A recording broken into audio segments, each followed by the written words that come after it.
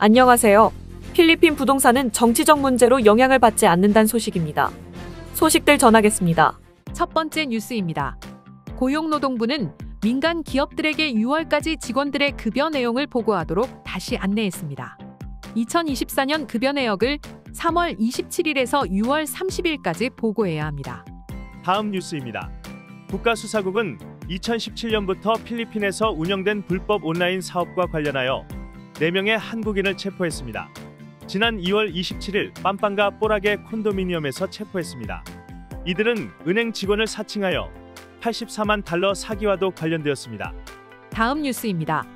크로아티아는 호텔에서 일할 필리핀 근로자 3,000명을 요청했다고 이주노동자부가 밝혔습니다.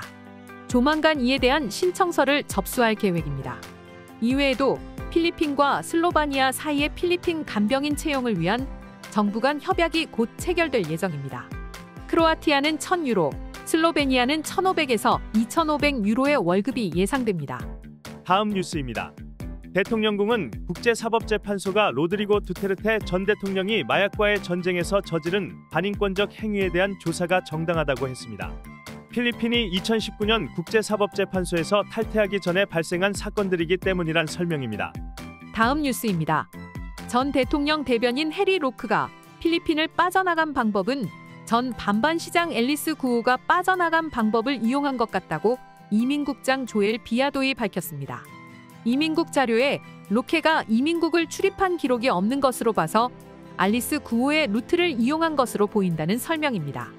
이를 통해 포고의 뒷 배경을 갖고 있는 사람들은 필리핀의 국경을 드나드는 어떤 루트나 재정 상태를 갖고 있는 것으로 보인다고 결론 내렸습니다.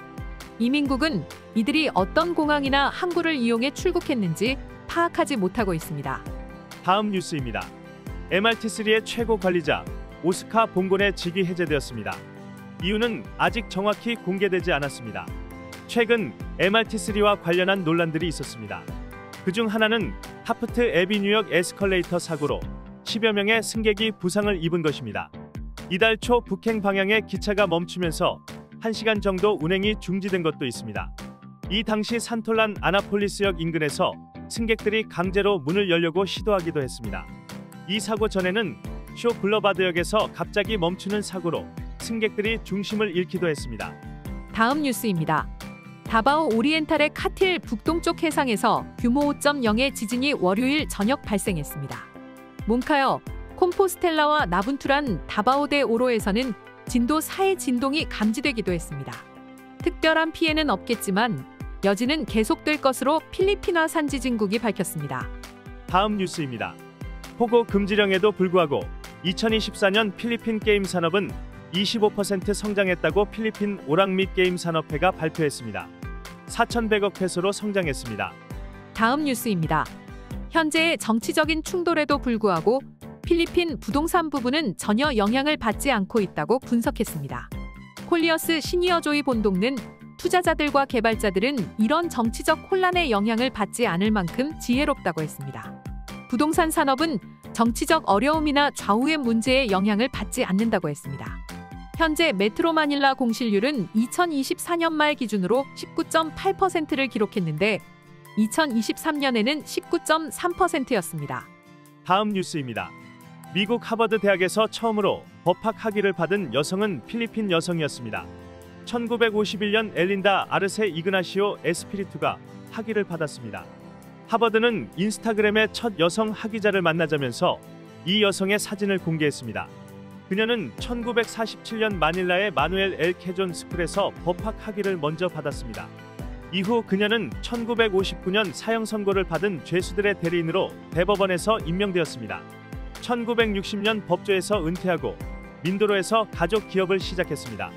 32년 동안 농촌은행 대표로 재직하면서 가난한 사람들, 소상공인들을 대상으로 저리대출을 진행했습니다. 82세가 된 2007년 다시 하버드에서 특별 강연을 하기도 했습니다. 다음 뉴스입니다. 돈 세탁방지위원회는 두테르테 전 대통령의 자산 동결을 고려하고 있습니다. 대통령궁은 결정을 위원회에 맡겨두겠다고 밝힌 바 있습니다. 2024년 7월과 8월 이미 정부 프로젝트와 관련한 뇌물수수건으로 고발되어 있기도 합니다. 이 고소건이 진행되고 ICC가 요청하면 동결을 진행할 수 있다고 했습니다. ICC도 두테르테의 자산을 재판 진행 기간 동결할 가능성을 시사했습니다. 다음 뉴스입니다. 올해 들어 242명의 공산반군이 무장해제되었다고 군이 밝혔습니다.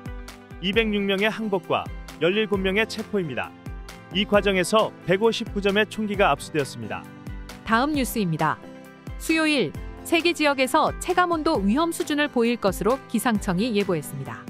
코론, 푸에르토 프린세사 시티, 삼보안가 시티 등 3곳이 42도를 기록할 것으로 예상했습니다. 다음 뉴스입니다.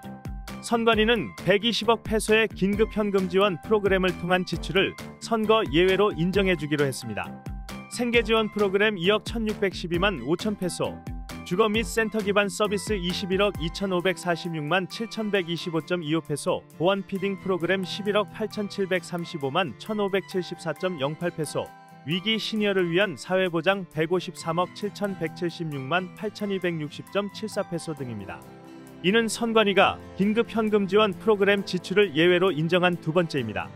지난 1월에 8억 8200만 페소를 예외로 인정한 바 있습니다. 오늘의 따갈록 한마디. Pakiayos ang report na ito. Pakiayos ang report na ito. Let's speak again. Pakiayos ang report na ito. Pakiayos ang report na ito. 모든 것이 가나 모든 것이 유익한 것은 아니요 모든 것이 가나 모든 것이 덕을 세우는 것은 아니니. 고린도전서 10장 23절 말씀입니다. 네, 오늘 뉴스는 여기까지입니다. 필리핀 뉴스룸의 구독과 좋아요는 더욱 좋은 뉴스를 전하는 데 큰 힘이 됩니다. 감사합니다.